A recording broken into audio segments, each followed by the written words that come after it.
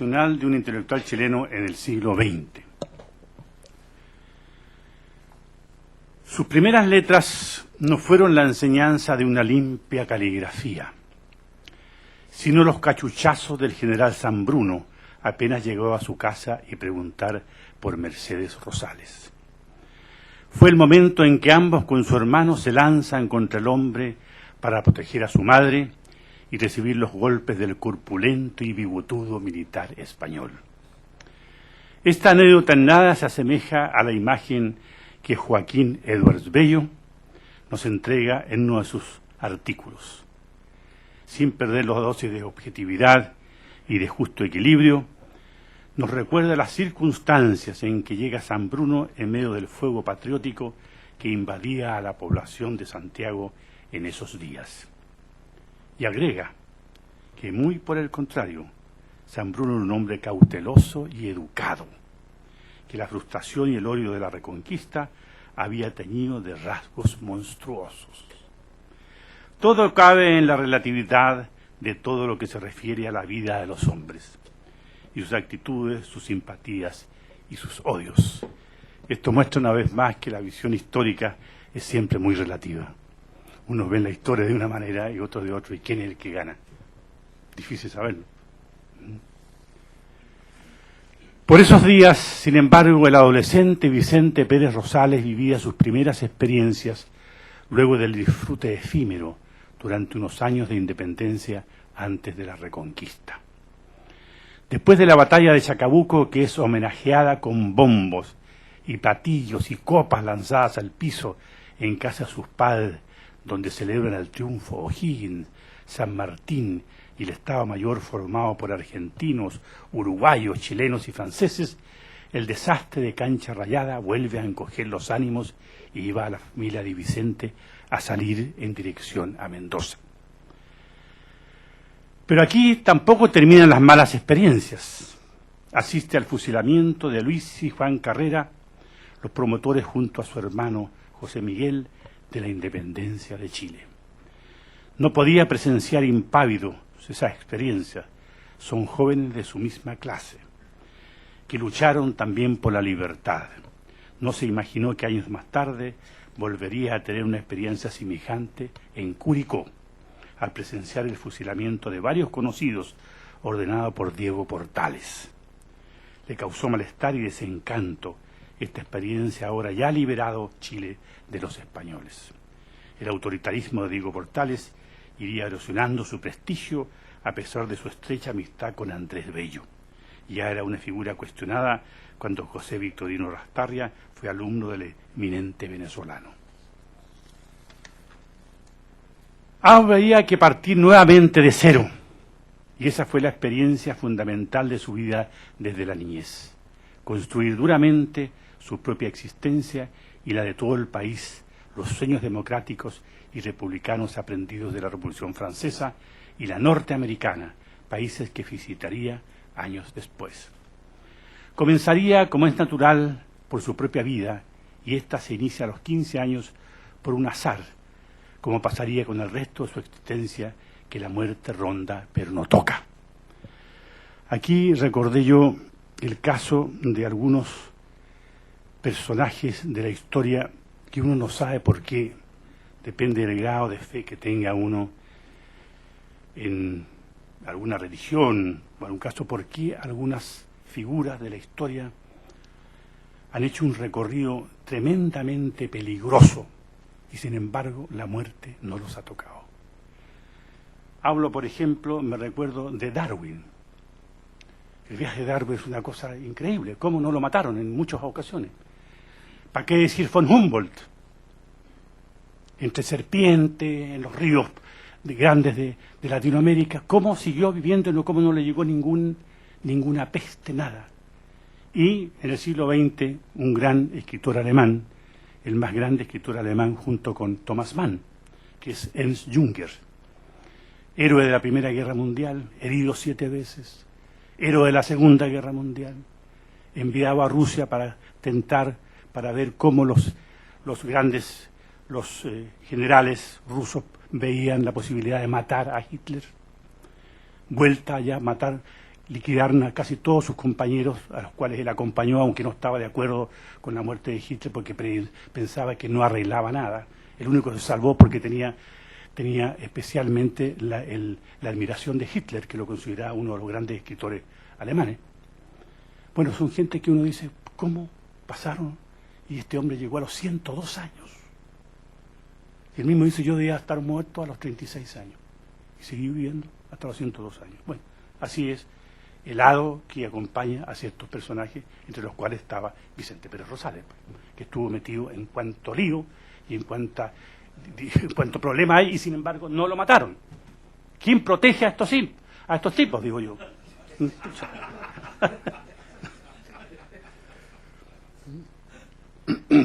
Un día, mientras juega en el patio de su casa a desbotellar botellas, mientras su madre conversaba con Lord Spencer, comandante de la fragata Owen Glendower, ella le llama la atención, cosa que a Spencer no pasa desapercibida, y al momento le propone llevarse a su hijo a Brasil como medio de fortificar su disciplina.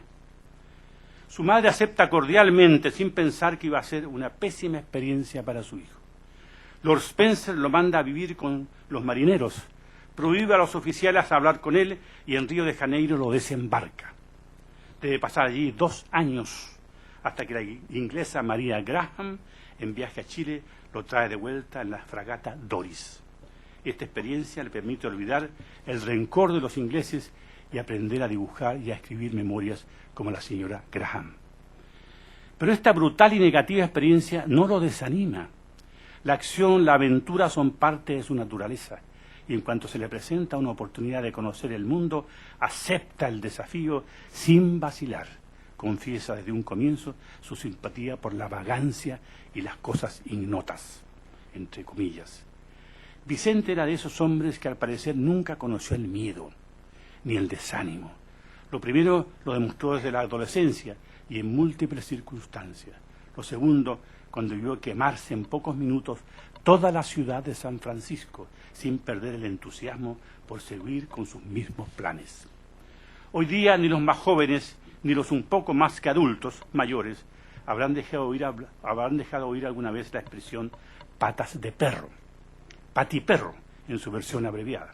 Bueno, esto fue justamente como hombre Vicente Pérez Rosales, un asombrado de la vida y los caminos sobre la tierra y sobre los mares, capaz de ejercer cualquier trabajo en cualquier clima, y entre no importaba qué hombres políticos, aventureros, extiranos y futuros presidentes.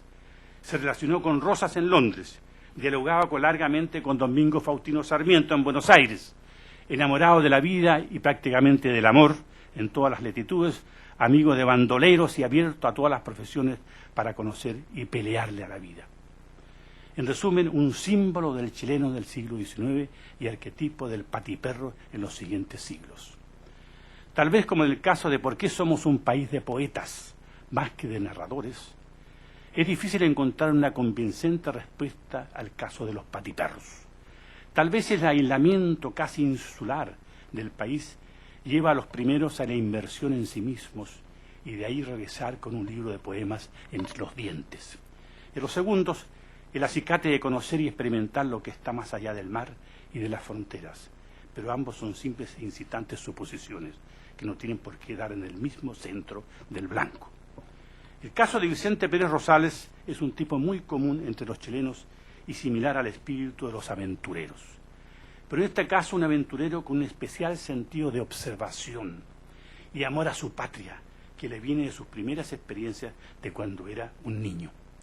Casi siempre son agudas sus agudas observaciones y sus críticas a otros países son referidas a una falta de espíritu de trabajo y de progreso, como buscando un estímulo que sirva al mejoramiento y crecimiento de su propia tierra. Recordemos sus propias palabras en un libro, Páginas escocidas, referidas a su experiencia en California. Comillas. Una descripción científica de este país pasaría los límites de mi propósito. Bástame decir que cuantas personas han ido últimamente a California, por poco que la conozcan, con tal que la adversa suerte no les haya hecho insensibles a las hermosuras de la naturaleza, convienen con todos los viajeros que les han precedido en que este territorio destinado a ser antes que mucho, la estrella de oro de la constelación norteamericana. Es un país amenísimo y una fuente de inagotables riquezas. Cierre de comillas. Aprende a conocer no solo a los hombres, sino a esa rara variedad que los chilenos, cuya identidad aún no se termina por fijar. Para esto ha hecho el camino y la sabiduría que dan los oficios. Trabaja de fumista, alambiquero, broncero y tonelero conjuntamente. Sufre 2 experiencias que le enseñan mucho. La primera, en el comercio de licores. En la etiqueta de las botellas puso Old Champagne Cognac y en la puerta de la oficina importación directa. Fue tan buena la venta que sintió escrúpulos de otorgar al extranjero una fama que no le correspondía y lo reemplazó por los nombres de Porcognac y Fábrica Nacional respectivamente. La gente lo dejó de comprar y el negocio se fue a las pailas.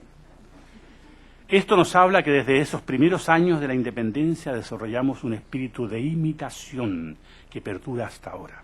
En ese tiempo era Francia, luego y hasta ahora son Estados Unidos. Es una de las más graves muestras de nuestra falta de identidad. La segunda experiencia es a causa de un artículo contra el cura de la localidad que falsifica la firma del prelado para excederse en la tarifa parroquial. Su artículo fue acusado y se le condena en primer grado. Se traslada a Santiago con la muestra de un cascarón de la pared de la iglesia en la cual estaba pegada la tarifa falsificada. El aparente y bondadoso prelado que le recibe su tío don Manuel Vicuña apartó de su vista el raro documento y le dice: hijo mío, no me pesan a mí tanto mis pecados como me pesa el que te haya enviado a educar a Francia. Curiosamente fue la misma observación más de 100 años después que un cuñado mío hizo a mi madre después de mi llegada de Francia, luego de las noches de corretes bohemios en el restaurante Il Bosco en Santiago en la década del 50.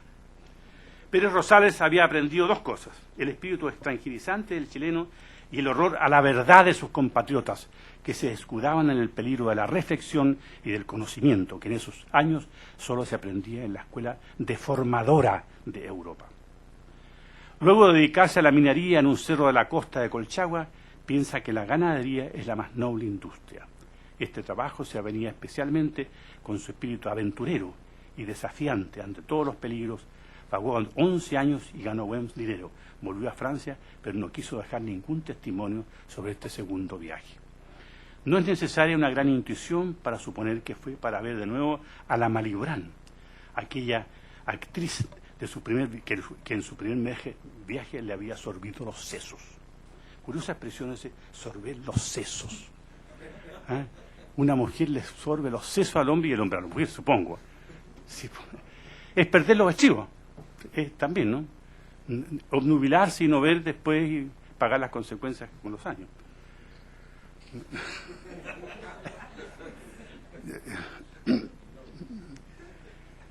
En su trabajo como vendedor de ganado tuvo la inigualable colaboración y experiencia del Guaso Rodríguez.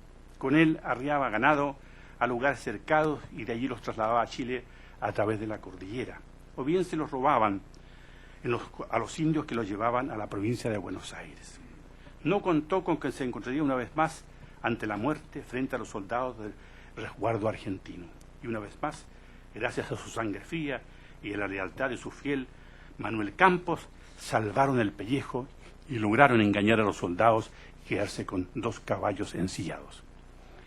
A Pérez Rosales, como era natural, le atraían los campesinos audaces. Los sentía hermanos de espíritu y era una forma de conocer a compatriotas de otras clases. Después de Manuel Campos sería el Guaso Rodríguez. Con él va y viene durante varios veranos hasta que llegan a San Rafael. Rodríguez lo lleva a la Pampa y le hace mirar hacia los 4 puntos cardinales y le dice, comilla, todo lo que ves es suyo, quédese conmigo, no vuelva a Chile. Rosales percibe que eso no es posible, le dice que debe volver a Chile. Lo recordaría siempre como el ño Cámara durante la reconquista de Blesgana.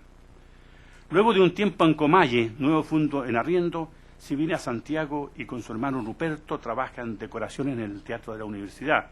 Recibe una crítica demoledora.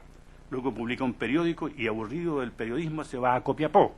Aquí hace algunas anotaciones sobre el ambiente minero y se interna en Mura durante 6 horas, pasa por Totoralillo, ubica una mina abandonada. Mientras camina sobre la mula, reflexiona sobre la realidad de lo que va viendo y sobre el país, su extensión, su variedad, que ha experimentado con sus propios pies las diversas posibilidades y riquezas. Esta es la realidad en que le tocó nacer. Este es el país que no hace mucho se independizó. Este es el que había que fundar política, económica y socialmente. No estaría de más recordar aquí, ya en la cultura griega, en Sócrates y Platón, que antecedidos por Heráclito descubrieron la interioridad del hombre, siendo este último el primer creador de una filosofía cuyo sentido se haya expresado en la profunda sentencia «me he investigado a sí mismo», entre comillas, que seguidos por Sócrates y Platón enriquecen con la idea de la paideia, como afirma Werner Jaeger en la obra clásica del mismo nombre, educación, considerada como la morfología, comillas, considerada como la morfología genética de las relaciones entre el hombre y la polis, cierre de comillas, es decir, aquella época lejana, la conciencia superior del hombre une su desarrollo personal con la conciencia de pertenencia al Estado. Y esto es lo que vio don Guillermo Feliu Cruz, eminente profesor de Historia y vicerrector de la Universidad de Chile, cuando se refiere a la figura de Vicente Pérez Rosales y a sus tres grandes cualidades. Dice, comillas, hay tres grandes cualidades que lo mueven con desinterés y lo hacen mirar como propia cualquiera de las gestiones que son encomendadas. Primero, el deseo de servir lealmente al gobierno, y el que sirve al gobierno sirve al pueblo. Segundo, la honradez personal, que se confunde con la administrativa, el concepto de espíritu público, deseo de obrar por el bien público. Tercero, se sirve al Estado porque es el símbolo que representa a la nación y hay orgullo de servir al Estado chileno. Cierre de comillas. Desafortunadamente, Vicente Pérez Rosales, hijo de su época, no fue la sana oveja negra que le sucedió en la oligarquía y que la cuestionó ásperamente. Primero Francisco Bilbao, Santiago Arcos, y luego Joaquín Eduardo Bello, Benjamín Subercasó, Vicente Huidobro y Roberto Mata Echaurren.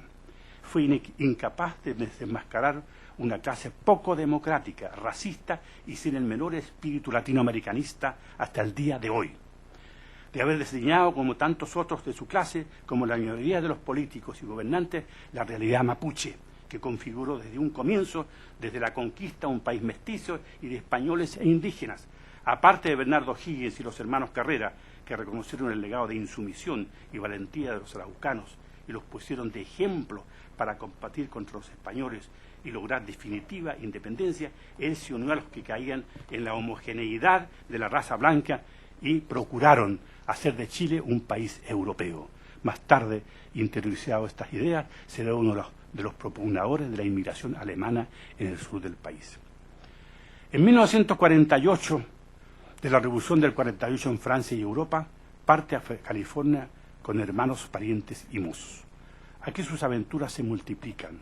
Comenzaron llevando arenas en Sacramento, luego en otro lugar con más oro, El Molino, de ahí se dirigió a San Francisco.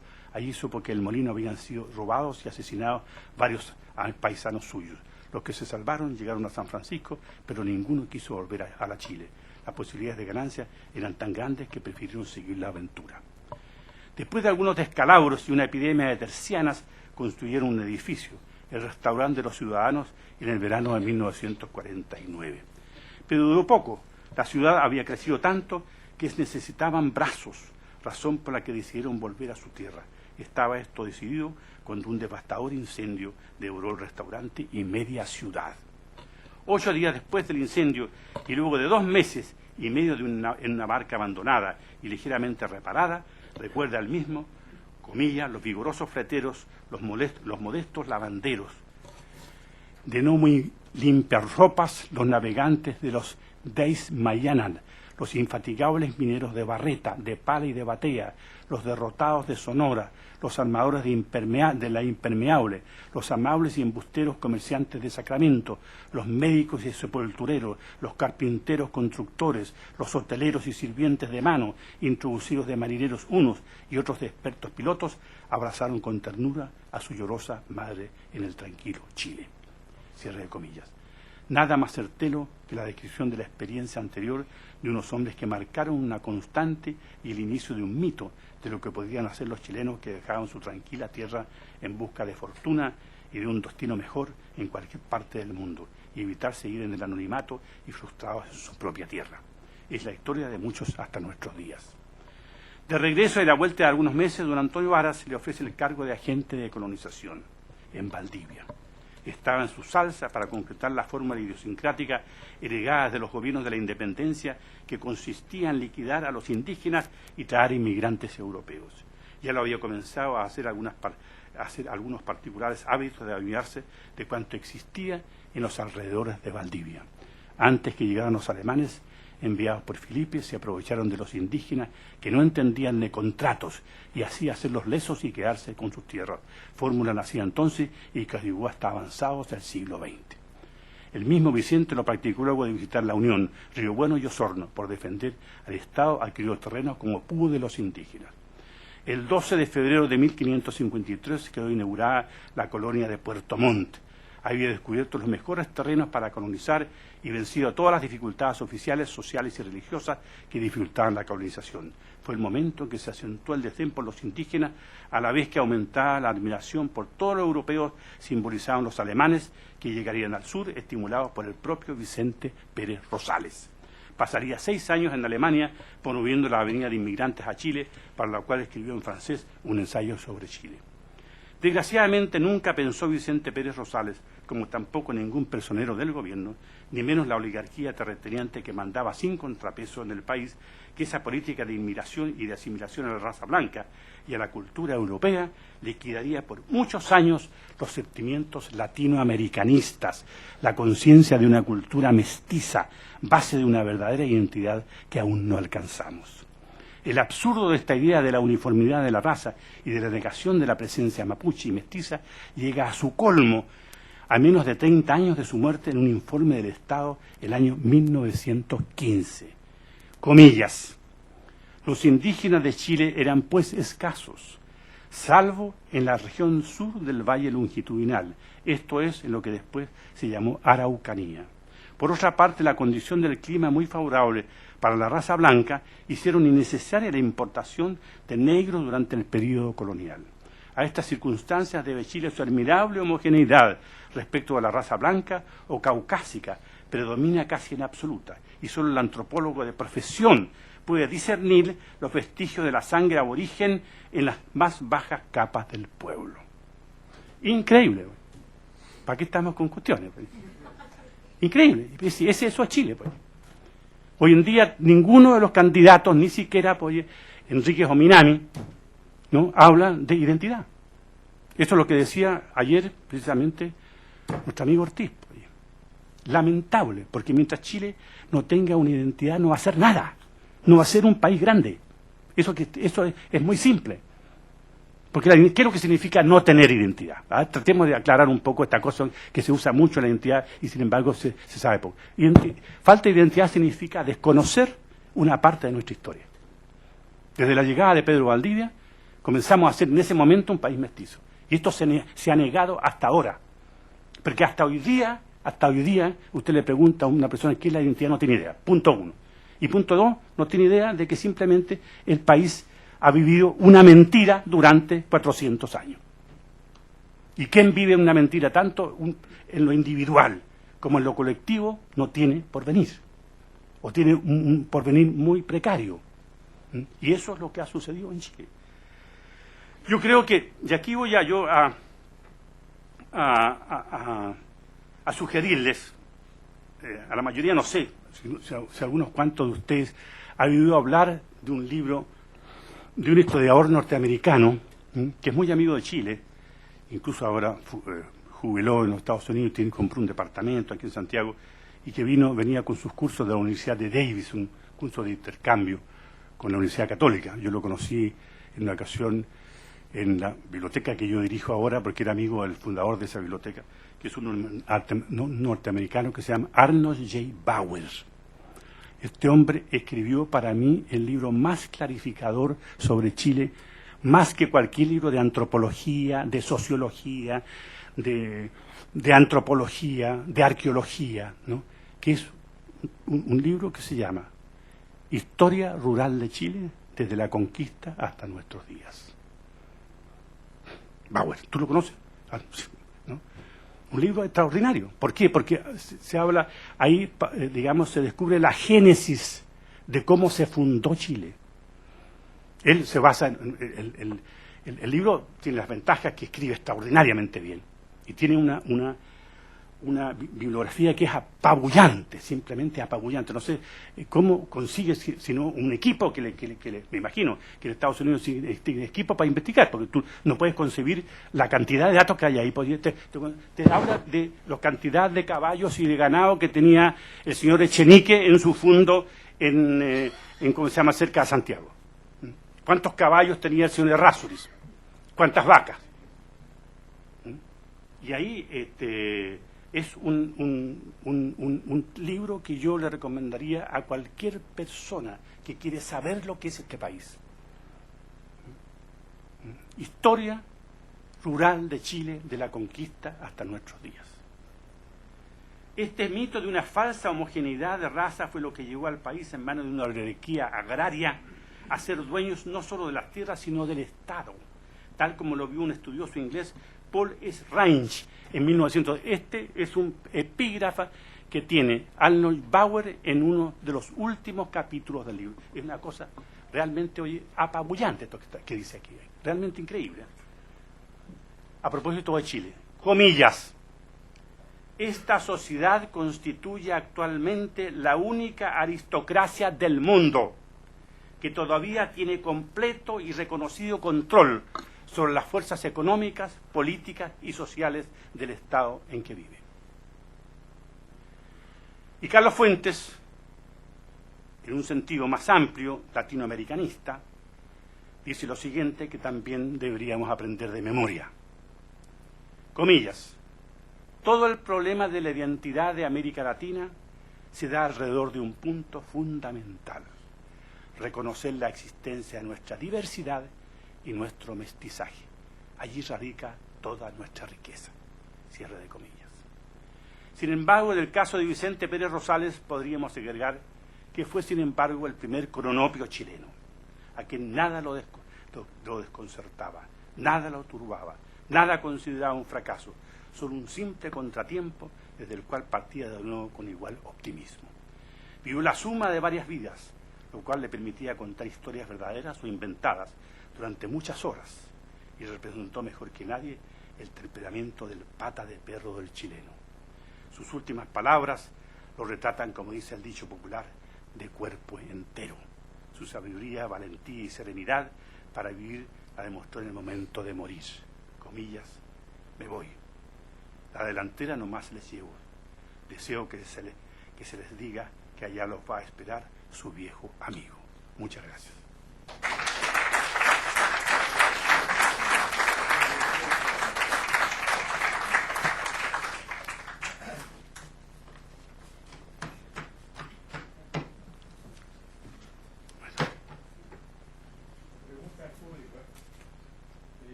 de falsa homogeneidad que te planteó. Yo personalmente soy descendiente de colonos alemanes, entonces, y estamos muy cercanos a la zona en que esto sucedió, entonces quiero preguntarle si usted considera que fue un error, quizás esta migración, o si había otra salida, o no sé, me gustaría que me mencione un poco más. Sí, la considero un error. La considero un error, porque fue acentuar la idea de que éramos un país homogéneo y más europeo que latinoamericano. Y además un error fatal, porque fue despreciar a los mapuches pensando que ellos había que eliminarlos, ¿no? Que terminó finalmente con la pacificación de la Araucanía, que fue el más grande holocausto que se ha hecho en el país, ¿no? La cosa era liquidar a todos. Lo que yo escuchaba en mi casa, pues, si yo pertenezco a la oligarquía chilena, por suerte o por mala suerte, no sé. Entonces, ¿en qué? Si me toca por suerte, yo creo que mala suerte más que nada, ¿no? Yo escuché en mi casa, cuando era niño, 8 años, en la mesa, a la hora de almuerzo, hablar que había que liquidar a todos los mapuches. Y dar gente de Alemania, de Holanda, de Bélgica, porque eso era gente que iban a hacer grande el país. ¿A qué más, pues? ¿Qué eso? Entonces me siento muy orgulloso de ser oveja negra, muy orgulloso, estar al lado de Bilbao, de Subercasó, de Roberto Mata, ¿no? de Vicente Huidobro, ¿no? Me siento muy bien. Así que mi familia me desprecia, me importa dos almendras, ¿me entiendes tú? No importa nada. Porque creo que es mucho más importante lo otro. Mucho más importante. Muy interesante lo que dice Jaime, porque las memorias de él tienen la virtud justamente de ser unas memorias hechas desde el interior de una persona, interior familiar, ¿no? Una persona que pertenece a los círculos oligárquicos y que efectúa una crítica despiadada, digamos, de estos círculos, dando unas informaciones que a veces son estremecedoras, ¿no? En este sentido, justamente, la relación de esta clase dominante con los sectores populares. O sea, es efectivo eso. Bueno, se ofrece la palabra.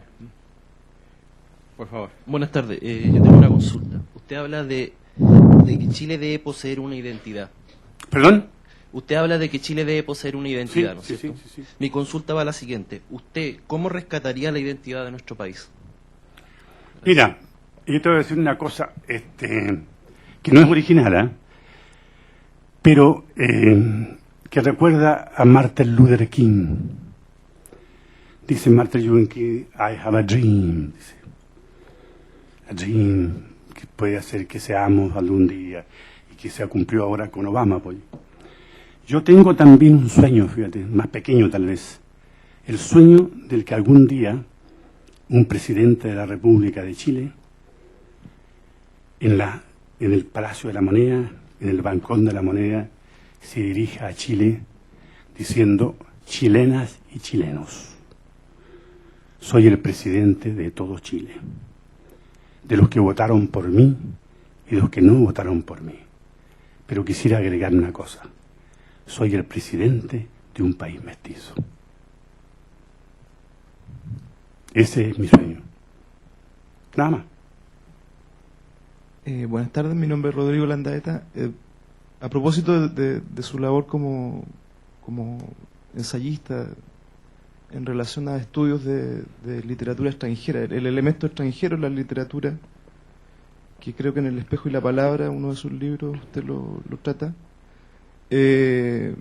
Allí entonces, ¿cómo el elemento extranjero ligado a la literatura europea, en este caso, se combina con el trabajo literario de Latinoamérica? Es decir, ¿hay allí elementos problemáticos o hay una síntesis real que se podría realizar ahí en...? No cabe duda, porque si el mestizaje es precisamente la unión de los indígenas con los europeos, pues. Si no estoy pensando en un país indígena puro, porque no puede, sería una utopía. Es un país mestizo.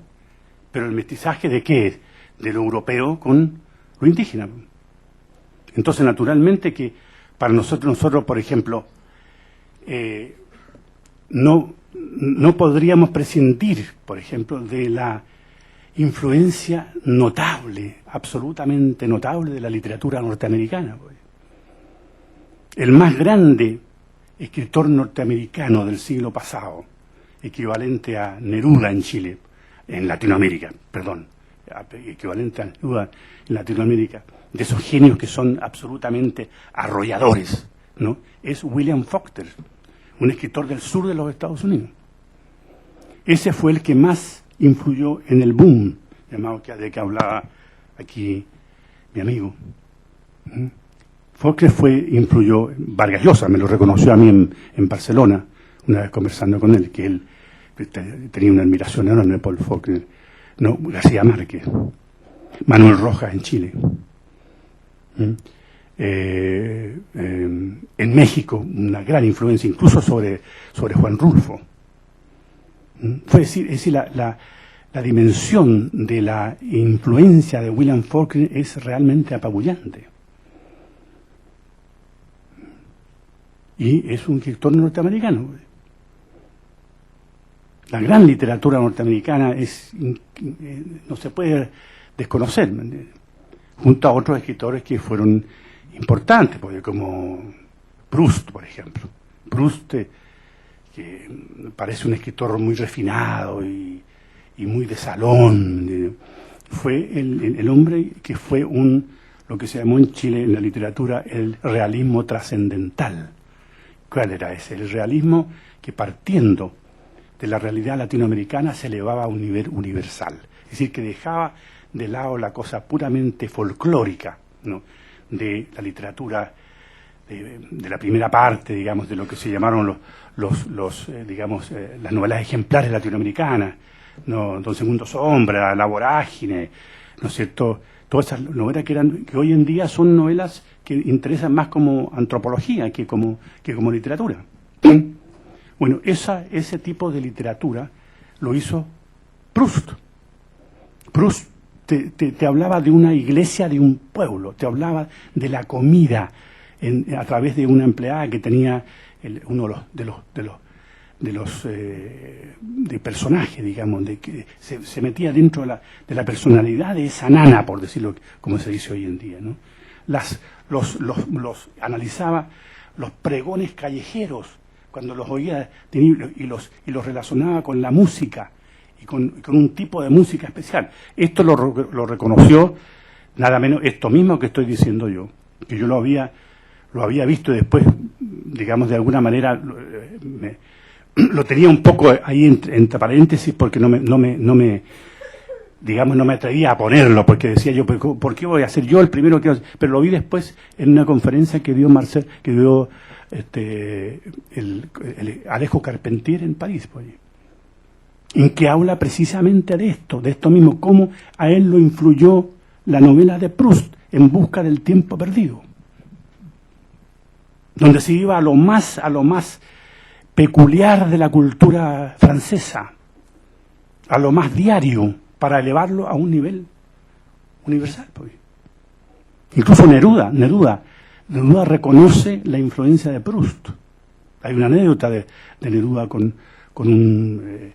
un periodista francés que llega y le dice, bueno, y usted, Neruda, ¿quiénes considera los que más han influido en usted? Bueno, habla de Walt Whitman, de Quevedo, pero le voy a decir algo, pero no se lo diga a nadie. Marcel Proust. Influyó el nombre de los muebles, la visión de los muebles, es decir, ese ojo para ver lo diario que tenían dos genios, pues, Proust, de ver cosas. Yo creo que el genio se caracteriza por una persona que, además de la inteligencia, tiene una capacidad de observación que no tiene otro. Si uno ve 60, un tipo como Neruda o Proust ven 90. Y yo creo que eso es válido para todas las personas que tienen un nivel de genialidad. Yo estaba leyendo a una escritora negra norteamericana, la Toni Morrison, por ejemplo, que tiene gran influencia, ella misma reconoce, de Faulkner. Bueno, es un genio esa mujer. Con razón le dieron el premio Nobel con 6 novelas nomás, pues. Pero nadie la conoce, uno decía, esta negra que ganó el premio, ¿quién será? ¿Me entiendes? Tú no. Y resulta que es un genio, pues. Tan simple como eso. Sí, una réplica ante la radicalidad de su sentencia de que fue un error la colonización alemana. Eso es lo que quiero hacer. Hace unos años atrás yo fui a un terreno hacia la cuenca del Yanquihue, lo que es Frutillar, Puerto Varas, esta otra ciudad, Yanquihue, justamente Nueva Braunau. Incluso para lo que se me comentó ahí es ver ciertas pautas que habían perdurado dentro de lo que se llamaba, en términos generales, la colonización alemana. Y me tocó percibir de segundas y terceras generaciones, tanto de la primera oleada, que fue justamente lo que promovió Pérez Rosales a mitad del siglo XIX, la oleada de 1850 y después los 70 y de fin del siglo XIX, e incluso de la última oleada con la Guerra Mundial, que en realidad, por la precariedad de las personas que llegaron, tanto ahí como incluso a la ciudad de Valdivia, lo que se planteaba ahí en un comienzo era que el Estado chileno era el enemigo de esos primeros colonos alemanes, por la precariedad, por las dificultades que tuvieron, en fin. Y eso perduraba en la memoria de esta segunda y tercera generación, lo que contaban sus abuelos. Y me pareció algo sorprendente escuchar de testimonios incluso de los descendientes directos, incluso ellos eran niños, que el amigo, entre comillas, era el mapuche. Y la relación que se dio ahí era tremendamente fuerte, a tal grado que lo que nosotros, por ejemplo, ahora leemos en Mapudungun fue obra de lingüistas alemanes, primero que los ingleses y que los franceses, que lo habían hecho en ese mismo momento, incluso antes, pero eso primó. Y hay ahí un intercambio muy interesante. Entonces, ante esa radicalidad de pensar que fue un error en primera instancia, claro, puede que el programa, el proyecto, etcétera, pero lo que se dio ahí fue algo de naturaleza distinta, creo yo, y algo que no se ha explorado en cantidades, por eso. Bueno, yo creo que el error fue no solamente, digamos, más que, digamos, que vinieran los alemanes, la forma en que vinieron. No puede ser sana una forma en que tú liquidas a una etnia por darle terrenos a los alemanes, pues. Eso no puede ser. Si el problema, aquí está el problema del mestizaje. Si Chile hubiera sido un país con identidad, esto no habría pasado. Ahí tenés otro ejemplo de lo pernicioso que ha sido la falta de identidad. Porque no habrían eliminado, se habría encontrado la manera de que los mapuches, o los araucanos que se les llamaba, mantuvieran sus tierras de alguna manera y se les diera de otra manera, pero no aprovecharse de la, es decir, de la conmovisión, porque los mapuches creen en la palabra, la palabra es sagrada para ellos, y resulta que la palabra no tiene un resultado, y después les presentaban los papeles que ellos inventaban y se quedaban con la tierra. Y eso pasó también, no solamente ese ejemplo pasó con los alemanes, sino con la oligarquía chilena. Que hicieron todos los fundos, los Philips, que tenían fundos cerca de Temuco, todo eso se ganaron los fundos de esa forma. Así que esa es la parte que me parece perversa. ¿Me entiendes? Bien, sobre esta perversión, lleguemos hasta aquí, ¿eh? Porque hay que volver a las 3 nuevamente.